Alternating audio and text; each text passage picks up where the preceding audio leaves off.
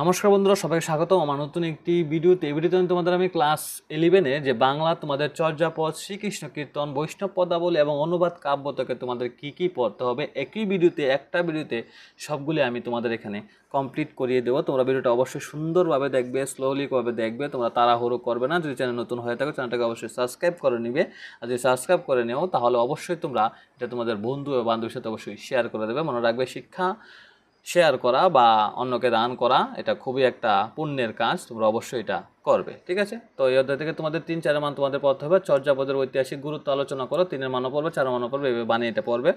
চর্যাপদের প্রতীক কোথা থেকে আবিষ্কার করেন?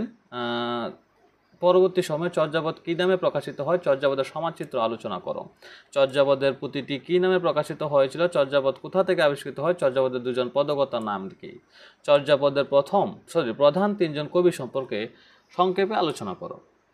বাংলা ভাষা ও সাহিত্যের প্রাচীনতম গ্রন্থের নিদর্শনের নাম কি? গ্রন্থটি কোথা থেকে আবিষ্কার করেছেন?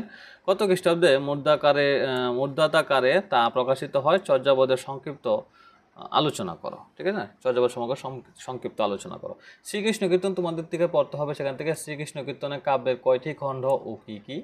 শ্রীকৃষ্ণ কীর্তন কাব্যটি কয়টি খণ্ডে বিভক্ত? খণ্ডগুলির নাম লিখো। শ্রীকৃষ্ণ কীর্তন কাব্যের প্রধান চরিত্রগুলি কী কী? কাব্যটিতে সমাজ জীবনের কী কী চিত্র ফুটে উঠেছে তা সংক্ষেপে আলোচনা করো। শ্রীকৃষ্ণ কীর্তন কাব্য কে কবে কোথা থেকে আবিষ্কার করেন? শ্রীকৃষ্ণ কীর্তন কাব্যটি সংক্ষিপ্ত আলোচনা করো, এর খণ্ডগুলি সম্পর্কে আলোচনা করো। শ্রীকৃষ্ণ কীর্তন কাব্যের রচয়িতাকে? কাব্যের কয়টি খণ্ডে বিভক্ত? শ্রীকৃষ্ণ কীর্তন কাব্যের বিষয়বস্তু সম্পর্কে আলোচনা করো। শ্রীকৃষ্ণ কীর্তন কাব্যের কবিকে? এর প্রধান চরিত্রগুলি কী কী? কাব্যটির নামকরণ সম্পর্কে আলোচনা করো। শ্রীকৃষ্ণ কীর্তন কাব্যটি কে কবে কোথা থেকে আবিষ্কার করেন? বাংলা সাহিত্যে শ্রীকৃষ্ণ কীর্তন কাব্যের গুরুত্ব সম্পর্কে আলোচনা করো।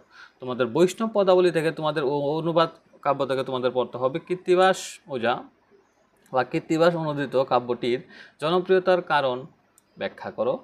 বিদ্যাপতি কোন শতাব্দীতে কোথায় জন্মগ্রহণ করেন? তিনি কোন রাজার পৃষ্ঠপোষকতা পান? তাকে কি নামে অভিহিত করা হয় এবং কেন? কোন পর্যায়ের পদে তিনি শ্রেষ্ঠ এবং কেন? তারপর তোমাদের পড়তে হবে মহাভারতের শ্রেষ্ঠ অনুবাদক কে? কাশিদাস অনুদিত মহাভারতের সংক্ষিপ্ত পরিচয় দাও। বৈষ্ণব পদাবলী রচয়িতা দুজন কবির নাম লেখো। যে কোনো একজন কবির সাহিত্য কীর্তি আলোচনা করো, অথবা বৈষ্ণব পদাবলীর সাহিত্যে বিদ্যাপতির কবি প্রতিভা সম্পর্কে আলোচনা করো, বা বৈষ্ণব পদাবলীর সাহিত্যে চণ্ডীদাসের কৃতিত্ব বা কবি প্রতিভা আলোচনা করো। তারপর তোমাদের পড়তে হবে কৃত্তিবাস অনুদিত গ্রন্থটির নাম কি? তার কাব্যটি কি মৌলিক রচনা?